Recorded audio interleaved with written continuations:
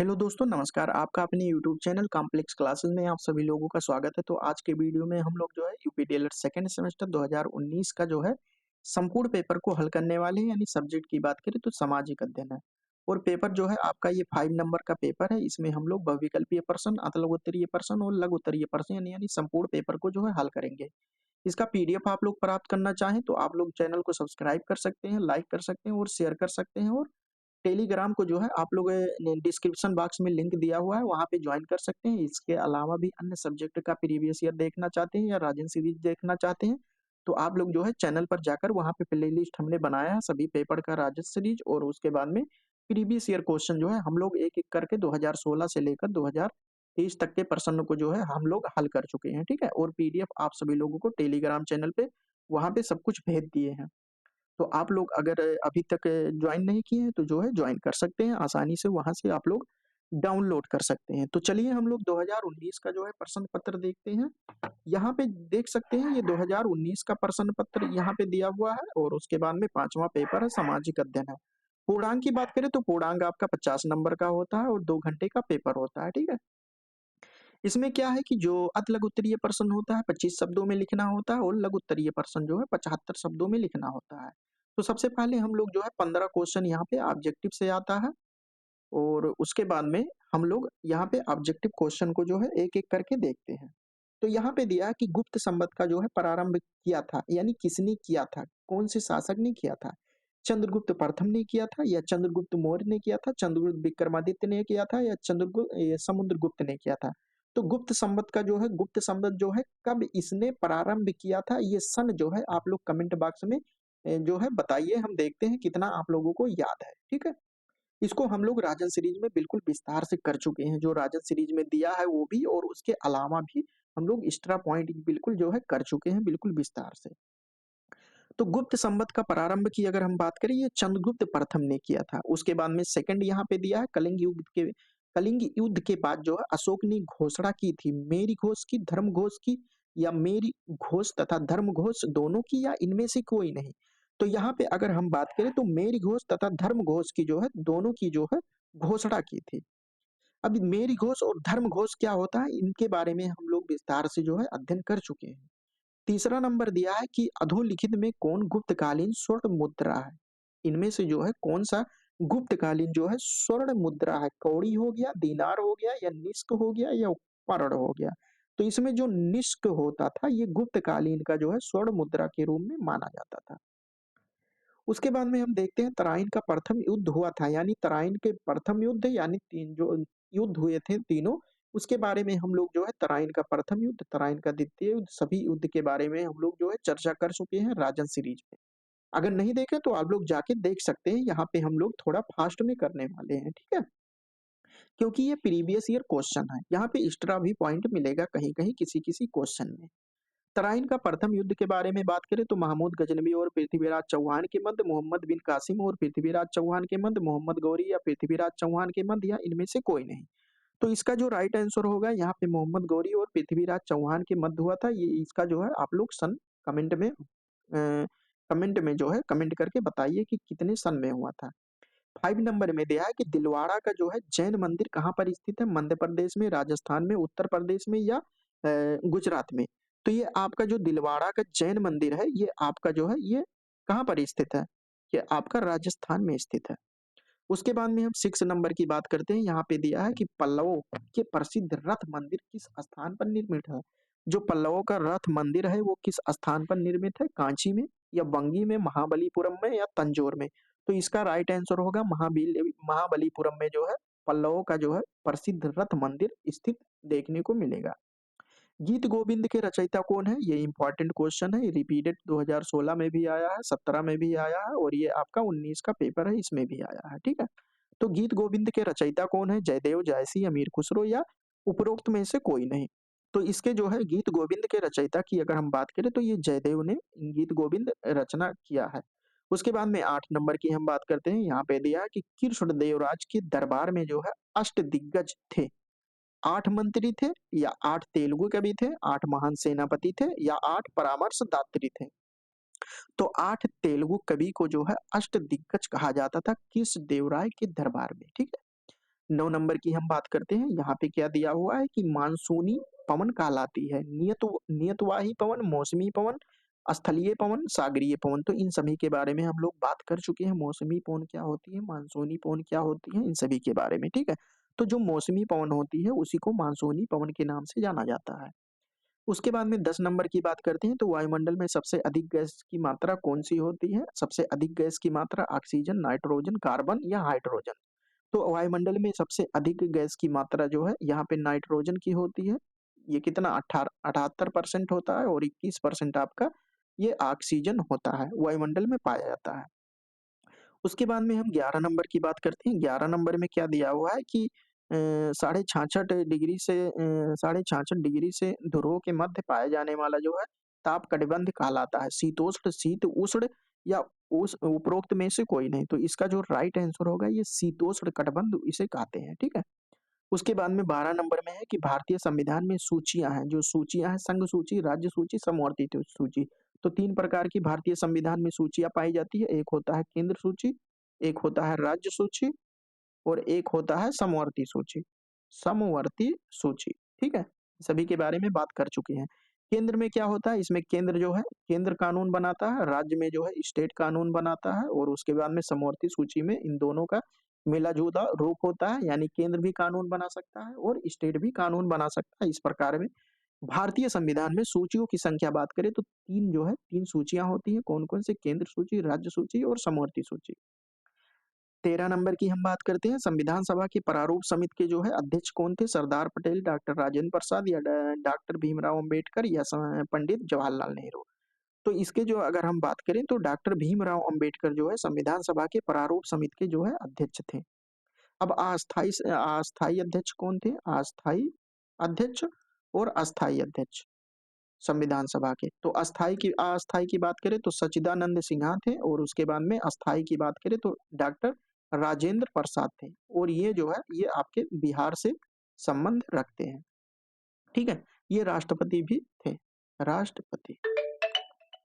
उसके बाद में हम जो है 14 नंबर की बात करते हैं। यहाँ पे दिया कि अर्थव्यवस्था में पूंजी का बाजार कौन बनाता है? उपभोक्ता, शेयर, स्टॉक एक्सचेंज या बैंक। तो इसका जो राइट आंसर होगा स्टॉक एक्सचेंज। ये जो है अर्थव्यवस्था में पूंजी का बाजार बनाता है। 15 नंबर की बात करते हैं, मूल्य मापन का जो है कार्य मुद्रा क्या होती है? जो मूल्य का मापन किया जाता है उसकी कार्य मुद्रा क्या होती है? सहायक कार्य होता है या अन्य कार्य है या प्रमुख कार्य है या आकस्मिक कार्य है? तो इसका जो राइट आंसर हो जाएगा या प्रमुख कार्य होता है, यानी मूल्य मापन का कार्य मुद्रा का प्रमुख कार्य होता है। उसके बाद में आंसर की यहाँ पे आप सभी लोगों को पीडीएफ में मिल जाएगा। यहाँ पे देख सकते हैं ये 15 क्वेश्चन का जो है आंसर की दिया हुआ है, यहाँ से आप प्रैक्टिस भी कर सकते हैं। अतः उत्तरीय प्रश्न हम लोग देखते हैं। यहाँ पे दिया है कि अशोक ने किस धर्म को जो है राज आश्रय प्रदान किया था? तो अशोक ने जो है बौद्ध धर्म को राज आश्रय प्रदान किया था और अशोक ने कलिंग युद्ध के बाद जो है बौद्ध धर्म जो है अपना लिया था। इस धर्म के सिद्धांतों का जो है प्रसार प्रसार इसने किया था, जो अशोक ने था।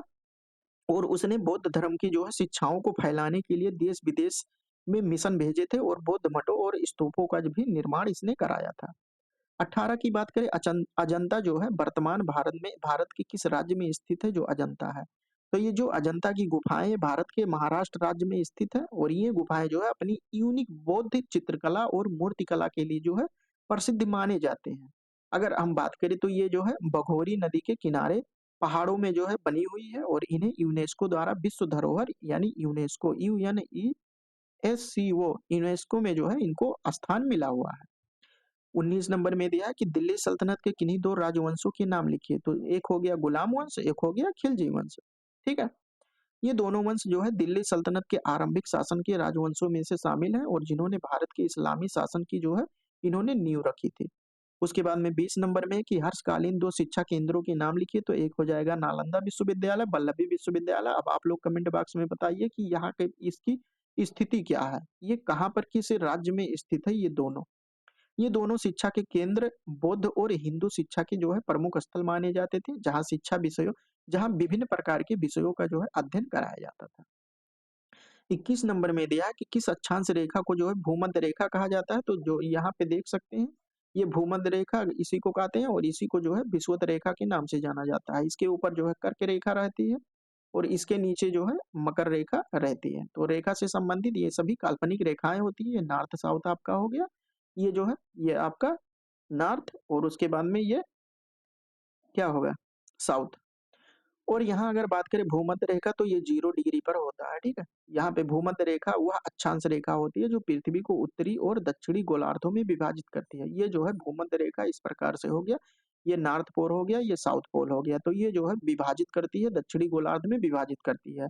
यह पृथ्वी के केंद्र से होकर जाती है, यहाँ पे केंद्र है पृथ्वी का, तो और इसका अक्षांश जो है ये 0 डिग्री होता है, 0 डिग्री। भूमध्य रेखा पर जो है दिन और रात की अवधि जो है लगभग बराबर होती है। तो हमने देखा कि जो अक्षांश रेखा होता है भूमध्य रेखा कहा जाता है किसको। अक्षय क्या होता है? अक्षय और अपरदन के बारे में हम लोग विस्तृत अध्ययन कर चुके हैं। तो अक्षय वह प्रक्रिया होती है जिसके द्वारा पृथ्वी की सतह की चट्टानें और मिट्टी धीरे धीरे जो है टूटती है और नष्ट हो जाती है। यह प्रक्रिया मुख्य रूप से प्राकृतिक तत्वों जैसे हवा, पानी और तापमान के प्रभाव के कारण होता है, जिससे चट्टानें छोटे छोटे कणों में बदल जाते हैं। अक्षय एक अपरदन होता है। अपरदन मतलब होता है कि यही जो चट्टानें टूटती हैं, ये एक स्थान से दूसरे स्थान पर जो है इनका रिप्लेसमेंट यानी विस्थापन हो जाता है। 23 नंबर में दिया है कि मौसम और जलवायु में क्या अंतर होता है। तो मौसम जो है एक कम समय में होने वाला जो होता है परिवर्तन वातावरण में, वो मौसम होता है। और जलवायु जो होता है, जलवायु ये दीर्घकालिक समय में परिवर्तन होता है। यानी मौसम एक निश्चित समय के लिए जो है वायुमंडलीय स्थिति को दर्शाता है, जैसे एक दिन या कुछ घंटों का मौसम। जबकि जलवायु किसी क्षेत्र में दीर्घकालिक औसत मौसम की स्थितियों को जो है दर्शाता है, जैसे जो वर्षों या दशकों पर जो है स्थिर रहती है। मौसिक मौसम तात्कालिक होता है, जबकि जलवायु जो होती है ये अस्थायी होता है। 24 नंबर की बात करें, यहाँ पे दिया है कि वायुमंडल की सबसे निचली परत का जो है क्या नाम होता है। तो वायुमंडल की सबसे निचली परत जो है ये ट्रोपोस्फियर क्षोभमंडल कहा जाता है। यह परत जो है पृथ्वी की सतह से लगभग 8 से 15 किलोमीटर की ऊंचाई तक जो है फैला होता है, और इसी में जो है मौसम से जो संबंधित घटनाएं होती हैं, जैसे वर्षा हो गया, हवा हो गया और बादल हो गया, ये सभी घटनाएं क्षोभमंडल अर्थात ट्रोपोस्फियर में ये सभी घटती हैं।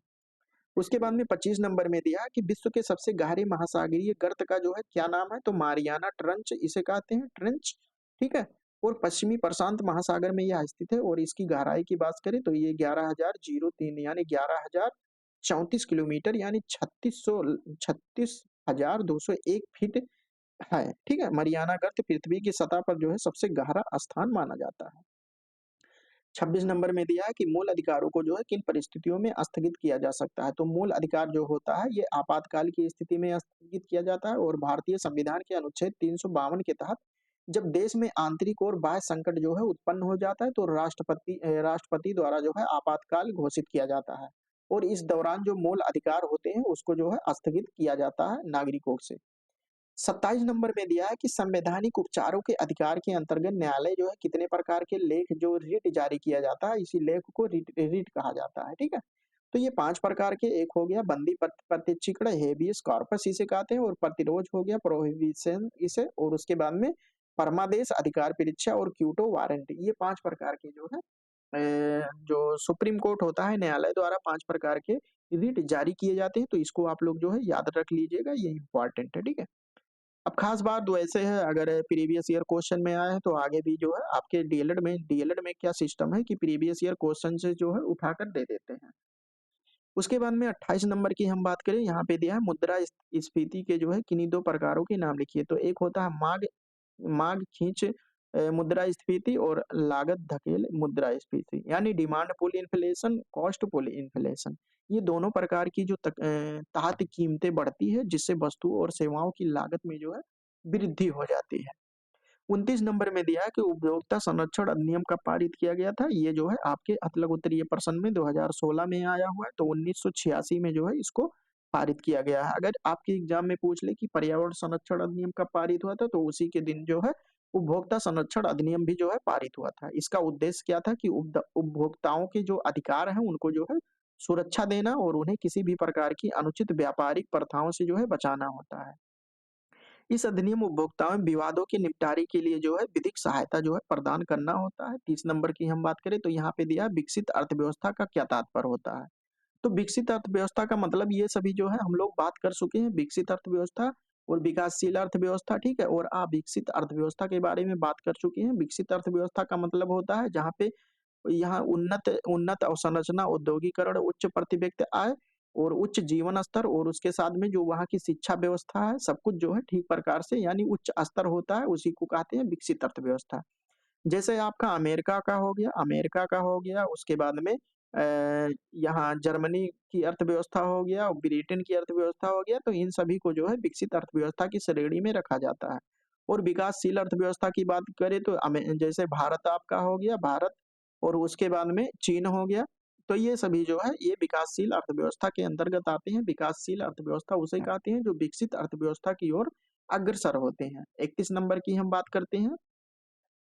31 नंबर में दिया है कि गुप्त काल को स्वर्ण युग क्यों कहा जाता है? ये रिपीटेड क्वेश्चन, ये बार-बार आपके एग्जाम में पूछा जाता है, ठीक है? तो गुप्त काल को जो है स्वर्ण युग इसलिए कहा जाता है क्योंकि इस समय भारतीय संस्कृति, कला, विज्ञान, साहित्य और धर्म में जो है अद्वितीय रूप से जो है विकास हुआ था, डेवलपमेंट हुआ था। राजनीति की स्थिरता, आर्थिक समृद्धि, शांति, संस्कृति के विकास के कारण जो है इस काल में जो है शिल्पकला, वास्तुकला और साहित्य में उल्लेखनीय परिवर्तन हुआ था। इस काल में जो है आर्यभट्ट जैसे वैज्ञानिकों ने जो है खगोल विज्ञान के रूप में महत्वपूर्ण भूमिका निभाया था। कालिदास जैसे महान कवियों ने और नाटककारों ने जो है साहित्य में जो है समृद्ध किया था साहित्य को। इसके अलावा धार्मिक सहिष्णुता और व्यापारिक विकास में जो है समान की ठीक प्रकार से उन्नति हुई थी। उसके बाद में हम देखते हैं सूफी मत के प्रमुख सिद्धांतों के नाम लिखिए। तो ये जो सूफी मत है इसके प्रमुख कौन-कौन से सिद्धांत होते हैं? तो ईश्वर से प्रेम। सूफी मत में जो है ईश्वर को जो है प्रेम को जो है सर्वोच्च रूप से माना जाता है कि ईश्वर से प्रेम करना चाहिए, समानता। यह मत जात-पात, धर्म और सामाजिक वर्गों में जो है भेदभाव को नकारता है और सभी इंसानों को समानता पर जोर देता है, जो कि बहुत ही अच्छी बात है। आध्यात्मिकता की बात करें तो सूफी मत जो है भौतिकवाद को जो है त्याग कर आत्मिक और आध्यात्मिक जीवन पर जो है बल देता है, ध्यान और साधना। सूफी लोग ईश्वर के साथ जो है संपर्क साधने के लिए ध्यान साधना का जो है पालन करते हैं। उसके बाद में कालिदास कौन थे? इनके द्वारा लिखित ग्रंथों के नाम लिखिए। तो कालिदास जो है संस्कृत भाषा के महान कवि और नाटककार थे। अगर इनके बारे में देखें प्रमुख ग्रंथ के बारे में तो ये अभिज्ञान शाकुंतलम या उनकी जो है नाटक काव्य है और मेघदूत जो है इनकी काव्य है। और महाकाव्य की बात करें ये रघुवंशम जो है इनका एक महाकाव्य है और विक्रमोर्वशीयम एक और नाटक कीर्ति है, ठीक है? कालिदास की रचनाओं में प्रेम, प्रकृति और धार्मिकता का अद्वितीय मिश्रण जो है इन सभी देखने को मिलता है। 34 नंबर में दिया है मोहम्मद तुगलक की सांकेतिक मुद्रा की योजना असफल क्यों हुई थी? जो मोहम्मद तुगलक ने जो सांकेतिक मुद्रा चलाया था ताबे की, वो जो है असफल क्यों हुई थी?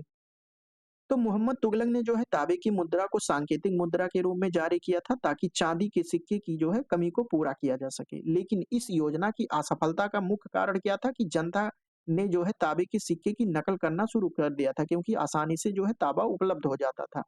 बाजार में नकली सिक्कों की जो है बाढ़ आ गई थी जिससे सरकार का वित्तीय संकट जो है गहरा गया था। लोगों ने तांबे के सिक्के को जो है अस्वीकार करना शुरू कर दिया था और परिणाम स्वरूप यह योजना जो है इस प्रकार से विफल हो गई थी जो मोहम्मद तुगलक ने सांकेतिक मुद्रा के रूप में तांबे को जो है चलाया था।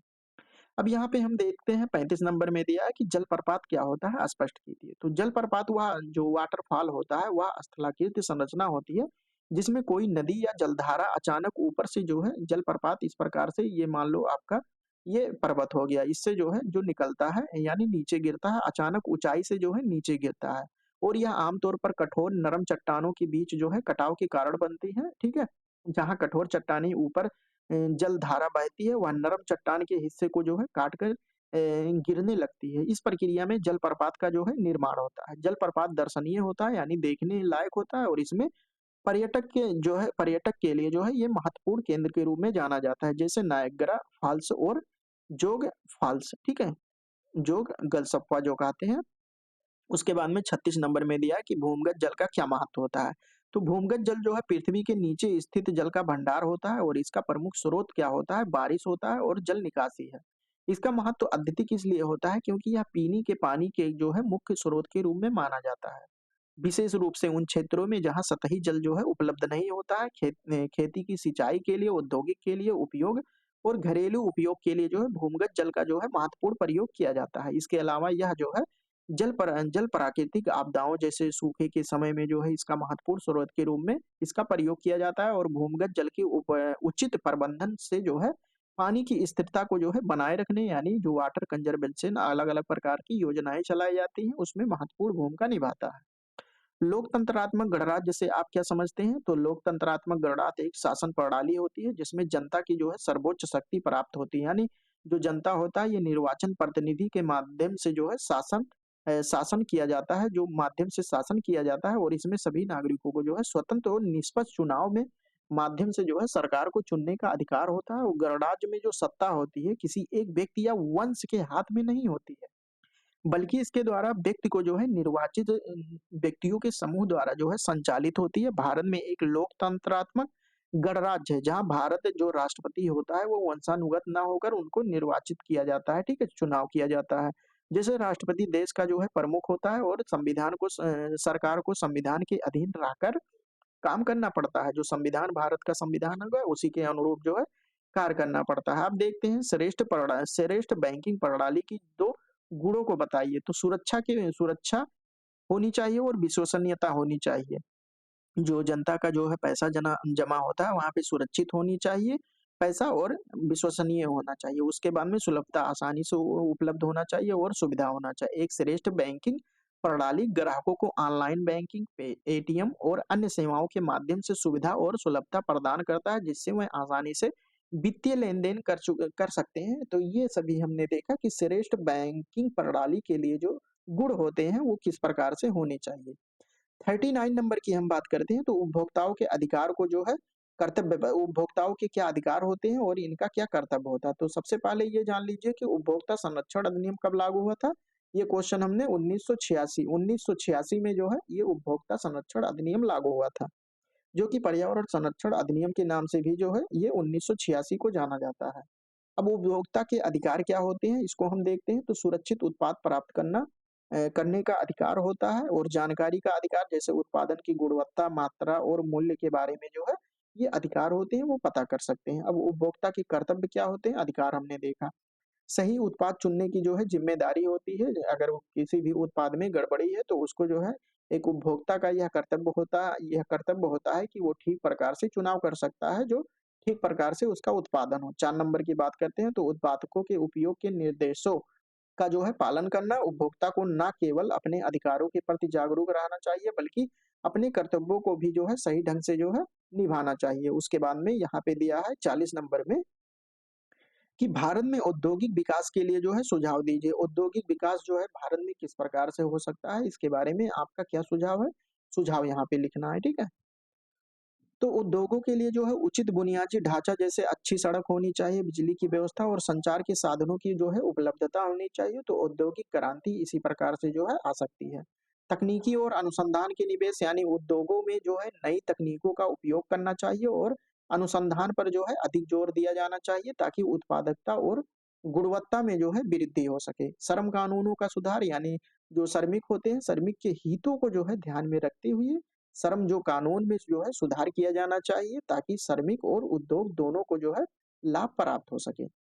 4 नंबर में दिया है कि सस्ती वित्तीय सहायता यानी उद्योगों को जो है सस्ती दरों पर वित्तीय सहायता देनी चाहिए। जो टैक्स लगता है वो कम ब्याज पर जो है वित्तीय सहायता उपलब्ध कराना चाहिए ताकि वह अपने उत्पादन को जो है बढ़ा सके।